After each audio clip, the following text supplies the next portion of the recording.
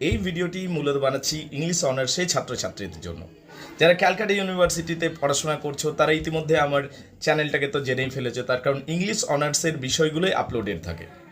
এখন ব্যাপার হচ্ছে, এখানে আমি কয়েকটি বিষয় আলোচনা করব যাতে তুমি জানতে পারবে যে ইংলিশ অনার্স চলাকালীন এই ভুলগুলো করা যাবে না, আদারওয়াইজ ইংলিশ অনার্স ব্যাপারটাই নষ্ট হয়ে যেতে পারে, খারাপ রেজাল্ট হতে পারে। কী কী? প্রথম ভুল যেটা হচ্ছে ইংলিশ অনার্স করার সময়, যেটা বেশিরভাগ ছাত্রছাত্রী করে থাকে, পড়াটা না বুঝে প্রশ্ন উত্তর মুখস্থ করতে যাই। মানে notes notes notes notes notes, পড়াটা তুমি বুঝলে না, শুধু নোটস মুখস্থর দিকে চলে গেলে। এটা একটা ভয়ানক রকম বড় বিপদ। পড়া মুখস্থ পরে হবে, আগে পড়াটা বোঝো, পড়াটা বুঝতে হবে। পড়া না মুখস্থ করে যদি নোটসের পিছনে ছুটেছ, তাহলে খারাপ রেজাল্ট হতে পারে। এটা প্রথম জিনিস। তাহলে এই রকম ব্যাপারটা যদি তুমি করছো যে পড়া মানে নোট মুখস্থ এবং পড়াটা বুঝলাম না, তাহলে তুমি ডুববে। এটা করা যাবে না।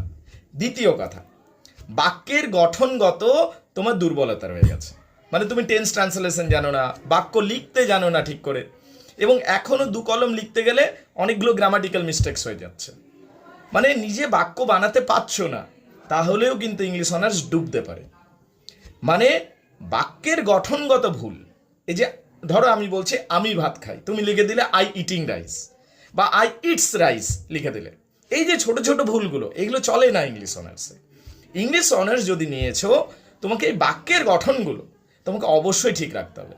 প্রয়োজনে এটাকে ঠিক করো, প্র্যাকটিস করো, টেন্স ট্রান্সলেশন প্র্যাকটিস করতেই হবে, কারণ এটা একটা সমস্যা, নাহলে পরবর্তী সময়েও ভোগাবে। এই কারণেও ইংলিশ অনার্সের খারাপ রেজাল্ট হয়। এটা হলো 2 নম্বর বিষয়। 3 নম্বর বিষয়, না লেখা।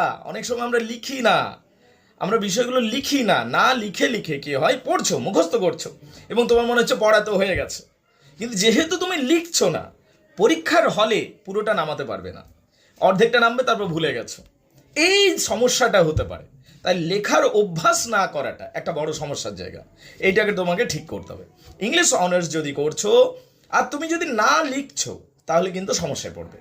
তাহলে এইটা হলো 3 নম্বর সমস্যার জায়গা। আর 4 নম্বর কথা বলবো, যে সমস্যাটা অবশ্যই তোমাদেরকে সরাতে হবে। ইংলিশ অনার্স চলাকালীন তুমি ইংরাজিতে কথা বলাটা অভ্যাস করছো না। মানে ইংরাজিতে কথা বলাটা শেখো, এটা প্র্যাকটিক্যাল লাইফে, মানে পরবর্তী সময় যখন তুমি চাকরির জন্য যাবে, সেটা সরকারি হোক বেসরকারি হোক, তোমার কাছে কোনো এক্সকিউজ নেই। তুমি ইংলিশ অনার্স ব্যাকগ্রাউন্ড থেকে আসছো, তুমি কি বলবে আমি ইংলিশ অনার্স থেকে আসছি, আমি ইংরাজিতে কথা বলতে পারি না? কোনো এক্সকিউজ নেই। ইংরাজিতে কথা বলাটা প্র্যাকটিস করো, শেখো। এই সমস্যা থাকলে মহা মুশকিল।